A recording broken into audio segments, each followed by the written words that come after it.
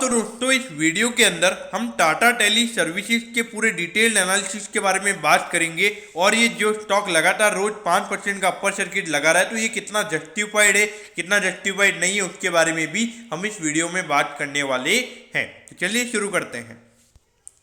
तो देखिए सबसे पहले हम ये जानेंगे कि ये कंपनी काम क्या करती है। देखिए ये जो कंपनी है ये टेलीकॉम सर्विसेज प्रोवाइड करवाती है, जिसके अंदर वायरलेस सर्विसेज भी आ गई और जो वायर्ड सर्विसेज होती है वो भी ये कंपनी प्रोवाइड करवाती है। तो एक तरीके से एक टेलीकॉम ये बेस्ड ये कंपनी है। लेकिन देखा जाए पिछले कुछ अगर हम 5-6 साल से अगर हम कंपनी के रेवेन्यूज की अगर हम बात करेंगे तो इतना कोई खास रेवेन्यू कंपनी का हमें देखने को नहीं मिला है और लगातार ये जो कंपनी है ये हमें लॉस रिपोर्ट करती हुई नजर आ रही है। देखिए लगभग 18,000 करोड़ का इस कंपनी का मार्केट कैप है और अगर हम कंपनी के टोटल डेट के नंबर्स की अगर हम बात करेंगे तो ऑन डेट कंपनी के ऊपर लगभग 19,000 करोड़ का डेट है। देखिए 19,000 करोड़ का अगर हम देखेंगे तो ये जो डेट का नंबर है ये काफ़ी ज़्यादा है, क्योंकि कंपनी का जो रेवेन्यू का नंबर है वो लगभग 1 से 1,500 करोड़ का है एक पूरे फिनेंशियल ईयर में। तो देखा जाए तो कंपनी का जितना एक साल का रेवेन्यू है उसका 19 टाइम कंपनी का भी टोटल डेट हमें नजर आता है। अब यहाँ पे कंपनी के फंडामेंटल्स में आपको कुछ भी देखने को नहीं मिलेगा, क्योंकि जो कंपनी की बुक वैल्यू है वो नेगेटिव है, क्योंकि कंपनी ने काफी ज्यादा डेट लिया हुआ है। उसके अलावा अगर प्राइस टू अर्निंग रेशियो की बात करेंगे ये भी आपको नहीं दिखेगा, क्योंकि कंपनी लॉस में है। अब ये देखिए अगर हम देखेंगे तो पिछले 4 साल से लगातार जो कंपनी के रेवेन्यू के नंबर से वो हमें गिरते हुए नजर आ रहे हैं और देखिए पिछले साल कंपनी को 2,000 करोड़ का टोटल नेट लॉस हुआ है। तो देखिए यहाँ पे जो लॉस के नंबर है वो आपको दिखेंगे कि यहाँ से काफी कम हुए हैं, लेकिन फिर भी यहाँ पे जो लॉस का नंबर है ये अभी काफी ज्यादा है। अब यहाँ पे जो कंपनी का जो शेयर होल्डिंग पैटर्न है ये काफी अट्रैक्टिव मुझे यहाँ पे नजर आता है, क्योंकि जो प्रमोटर्स का होल्डिंग है यानी कि जो टाटा ग्रुप का यहाँ पे होल्डिंग है वो है 74.36%।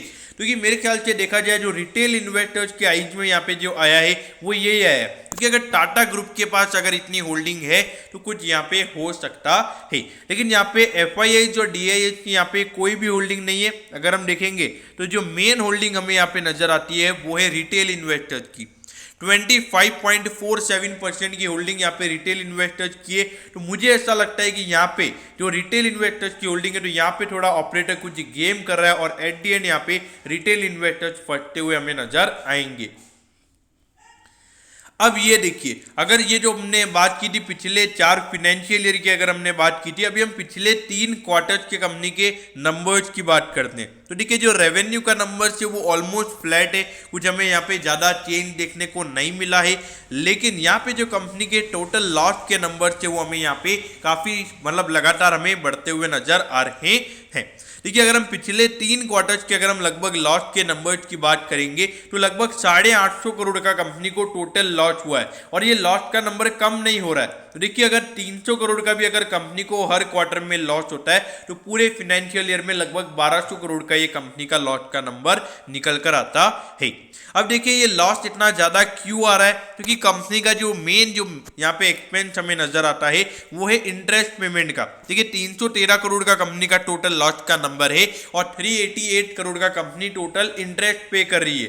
देखिए अगर ये इंटरेस्ट का अमाउंट 0 होता है तो कंपनी की जो प्रॉफिटेबिलिटी है अगर हम देखेंगे तो वो अराउंड 65 करोड़ निकल कर आएगी। लेकिन देखिए यहाँ पे डेट काफ़ी ज़्यादा है, तो ऐसा नहीं है कि कंपनी कल डेट फ्री हो जाएगी। कम से कम यहाँ पर अगर हम देखेंगे तो 5 से 6 साल आराम से कंपनी को जो डेट है वो एक नॉर्मल लेवल तक आने में लगेगा। तो देखा जाए तो ये डेट का नंबर जो इंटरेस्ट पेमेंट वाला नंबर है ये इजीली कम नहीं होने वाला है।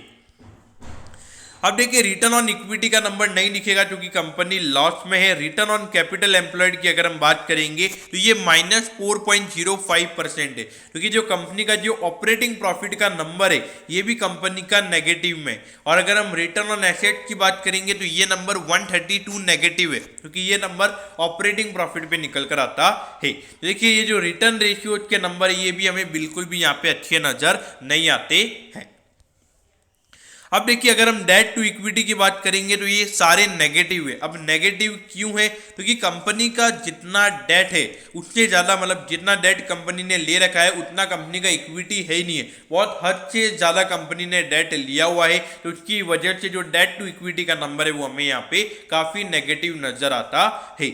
और जो इंटरेस्ट कवरेज रेशियो का नंबर है ये भी 0.22 ही है, यानी कि जो कंपनी का ऑपरेटिंग प्रॉफिट का नंबर है वो उतना तक भी नहीं है जितना कंपनी को इंटरेस्ट पे करना है। यानी कि अगर कंपनी को 100 रुपये का इंटरेस्ट पे करना है तो कंपनी का जो ऑपरेटिंग प्रॉफिट है वो उसके ऊपर 22 रुपीज़ ही निकल कर आ रहा है। यहाँ पे कंपनी अपना जो नॉर्मल उन्होंने जो डेट लिया हुआ है उसे पे करने के भी यहाँ पर कंपनी उतनी अभी तक कंपनी की कैपेबिलिटी नहीं है।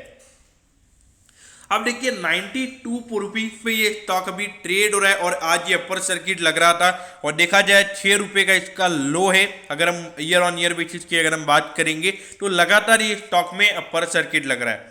तो देखिए मेरे ख्याल से एक retail investor point of view से अगर हम देखेंगे तो मुझे यहाँ पे ये पूरा ट्रैप वाला स्टॉक नजर आता है, क्योंकि देखिए लगातार यहाँ पे अपर सर्किट लग रहा है और कभी ऐसा नहीं हो जाए कि जो ऑपरेटर ने जो डिमांड यहाँ पे क्रिएट की है तो फिर बाद में ये पूरी लोगों की आंखों में ये स्टॉक आ जाएगा, फिर उसके बाद में ऑपरेटर एक हाई क्वांटिटी में स्टॉक को सेल करने लग जाए, क्योंकि फिर वहां पे लोअर सर्किट लगेगा, फिर एट द एंड जो रिटेल इन्वेस्टर होगा इस स्टॉक से नहीं निकल पाएगा। तो इसीलिए मेरे ख्याल से अगर आपने टाटा टेली सर्विसेज में इन्वेस्ट करना है तो उतना ही पैसा डालिए जितना आप लूज करने के लिए कैपेबल हो। यानी कि अगर आपने 1000 रुपये डाले तो अगर उसका जीरो भी हो जाए तो आपको कोई फर्क नहीं पड़े, तो उतना ही पैसा आपने यहाँ पे डालना चाहिए। क्योंकि अगर देखा जाए तो ये जो इसके अंदर भले ही हमें 74% का होल्डिंग टाटा ग्रुप का देखने को मिल रहा है, लेकिन देखिए क्या टाटा ग्रुप का इस कंपनी के ऊपर ज़्यादा फोकस हमें नजर आ रहा है? ऐसा बिल्कुल भी नहीं है। क्योंकि अगर देखा जाए तो टाटा ग्रुप का बिल्कुल भी टेलीकॉम बिजनेस में हमें फोकस नजर नहीं आ रहा है, और रेवेन्यू के नंबर, खास करके जो रेवेन्यू का नंबर है वो इतना अच्छे से ग्रो नहीं हो रहा है।